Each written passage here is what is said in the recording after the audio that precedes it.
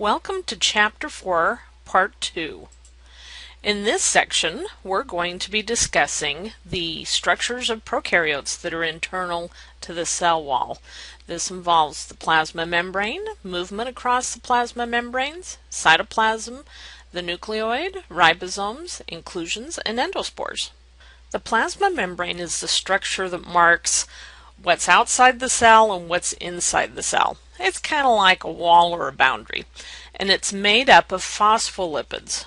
To remind you from Chapter 2, a phospholipid has a phosphate head that gives it a negative charge so it can interact with water and others and things that are in solution.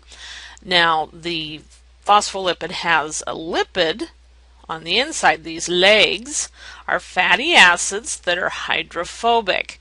They're excluded by the water, so they interact with each other. They naturally form what we call a phospholipid bilayer. You have one layer of phospholipids, and you have, going the other direction, another layer of phospholipids. Now, to get things inside and outside of the cell, you have to have a way for them to get through. Because of the hydrophobic legs, water doesn't get through very fast. And things like ions, big molecules are excluded entirely. So we have proteins that are embedded in the membrane that allow molecules to come in and out of the cell, and also allow the cell to communicate with the outside world. Now, for these proteins to be able to be in this hydrophobic inside, also going back to Chapter 2, their side chains of the amino acids of that part of the protein have to be hydrophobic. Those that are sticking out have to interact with the phospholipid heads and also with the solution on the outside and the inside, so their side chains have to be hydrophilic. Before we go too much further, let's talk about diffusion and osmosis. Diffusion is what happens when molecules dissolve, okay? At least for the purposes of this class. So in this example, we have some colored sugar, and you'll see that it's dissolving, and the color is dissolving, moving throughout the solution like the sugar is. Now you'll notice that most of the color is down at the bottom, and it's slowly spreading out. Now we call this diffusion, the process of molecules moving through solution until they reach equilibrium, which is when the molecules of the solute are equally dispersed throughout the solvent. Now this happens because molecules are moving around continually, and so they start bumping into each other and they ricochet off of each other, and they have a tendency to move until they reach equilibrium. Until that point, we say that the molecules of the solute are moving away from the area of highest concentration, down the concentration gradient. Okay, it's most concentrated here, it's less concentrated here. Everybody wants to move out to here. It's kind of like moving from the inner city to the suburbs. Everybody wants a little more space, a little more elbow room. Okay, that's diffusion. Now you'll notice that even though it's going down the concentration gradient, it's going up through the glass. Now here's another diagram showing what's going on here.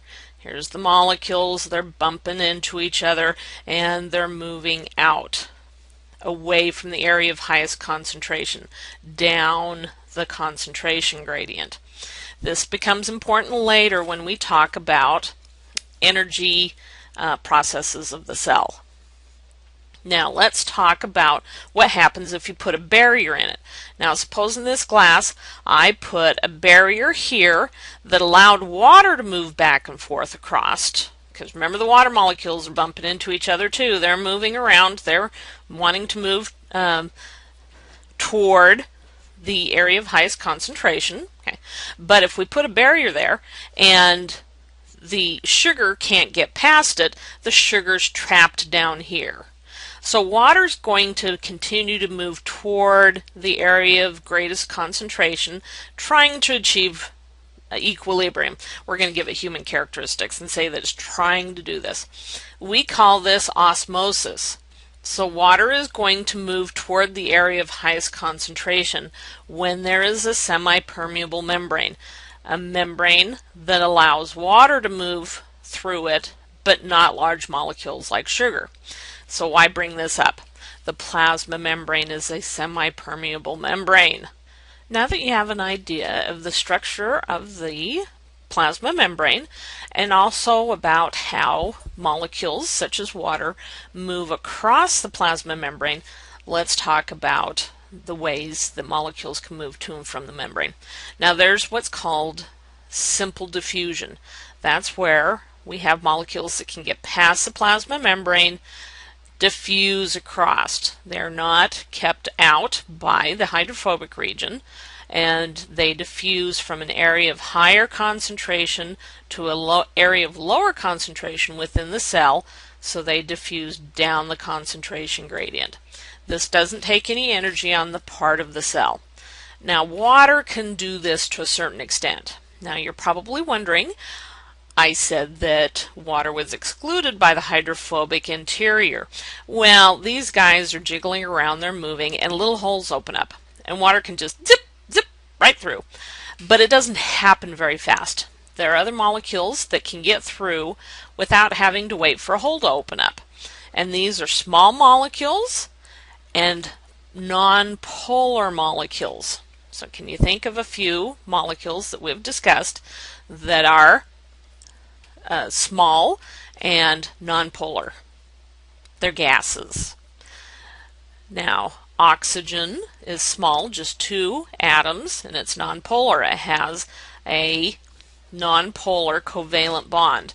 Now you're probably going, hey, wait a minute, oxygen is involved in hydrogen bonding. Well, that's only if it has a hydrogen. Okay, if it's 2 oxygens, it's non-polar. Carbon dioxide is another one. Okay, it's a carbon with 2 oxygens on it. And so these are able to diffuse in and out of the cell, which is a good thing because cells need to take in those gases and get rid of them. Okay, now if we need to let things in that are big or have a charge, we can have channel proteins. They're big, they're basically a hole through the membrane that can be open and closed, and so molecules are allowed to diffuse through. This is called facilitated diffusion because the protein helps or facilitates the molecules in coming in and out of the cell. Sometimes the cell wants to bring in specific molecules. They're molecules that are in high demand. So in this diagram, these little squares, actually they're not squares, they're hexagons, represent 6 carbon sugars. Now cells want sugars, they use them to release energy, provide energy for the cells, so they're very interested in getting those sugars inside of the cell. So what happens is you have a transport protein that is only going to let in that shape of molecule. So it goes in, changes the shape of the molecule, and it spits that sugar into the inside of the cell. Now, unlike the channel proteins that we looked at in the last picture, molecules can only go one way. So if we start to run out of sugar on the outside of the cell, we're not going to have them zipping back out through diffusion to the other side. We get to keep them all inside. Now we have some specific channel proteins that are just the right size and shape to allow water to go through. Now, as we discussed before, water can diffuse through, but there are times when the cell needs more water in or out, and these are called aquaporins. You're familiar with pore being a hole. We have pores in our skin, and aqua being the Latin term for water. Now let's talk about what's inside the cell from the plasma membrane. We call this the cytoplasm. Cyto for cell. Plasm you may be familiar with if you've seen Ghostbusters. Remember the ectoplasm that the ghosts would leave all over the place? Well, this is plasm that is inside the cell. Cytoplasm includes both the things in solution and, if you want to call it that, the chunks that are inside of the cell. Now, let's talk about some of the things that are inside of the cell. Prokaryotes do not have nuclei. They don't have a nucleus. They don't have a membrane around their DNA. Prokaryotes do have regions where their DNA, their chromosomes, are concentrated. In this transmission electron micrograph, you can see the nucleoid. We call it the nucleoid because it's like a nucleus. Now, current research has indicated that it's got protein around it protecting it instead of a lipid membrane. So it's kind of got a nucleus, but we don't call it a nucleus because it's not membrane bound. Now let's talk about ribosomes. Ribosomes are organelles. They're little organs inside of the cell that make proteins. Now they're composed of both protein themselves and ribosomal RNA, or rRNA. They come together to form two subunits. You have the small subunit and you have the large subunit. They come together to make the complete ribosome, and the complete ribosome makes proteins by hooking amino acids together. Now, in later chapters, we're going to talk more about how this happens, but what I want you to remember for now is the size. This becomes important later when we talk about antibiotics. Prokaryotic ribosomes have a 30S and a 50S subunit. You put them together and you get a 70S ribosome. Now you're probably going, 30 plus 50 is 80. Well, this isn't actual weight, this is sedimentation rates. But what I want you to remember is that you have a 30S, a 50S, and it makes a 70S ribosome. Inclusions are little blebs of stuff inside of the cell. In the book, they talk about magnetosomes. Kind of sounds like the X-Men, doesn't it? But they're little blebs of iron-containing stuff that allows these particular bacteria to line themselves up with the Earth's magnetic field. I don't know why the book decides to go into it other than it's pretty darn cool. But most of the time, inclusions are either food stores for the cell, can be either lipids or carbohydrates, neither of which stain very well, or they can be waste products that the cell is waiting to get rid of. There are some bacteria that develop sulfur as a waste product, and they store them in inclusions until they can get rid of them. The last structure that I feel that it's important for you to know that are internal structures of prokaryotes is the endospore. The endospore is a survival mechanism for the cell. What happens is, with some bacteria that are able to form endospores, is when times get tough, it gets too dry, there's not enough food, there's poison in the area, say from a disinfectant or from biological warfare of other bacteria, they will produce endospores. So what happens is they make a copy of their DNA and they put it into kind of like a little escape pod for the DNA, and they wrap it with all sorts of proteins and lipids and different things, and they move most of the water out. So endospores are highly resistant to heat, radiation, disinfectants, and other sterilization methods. And the DNA just kind of sits there.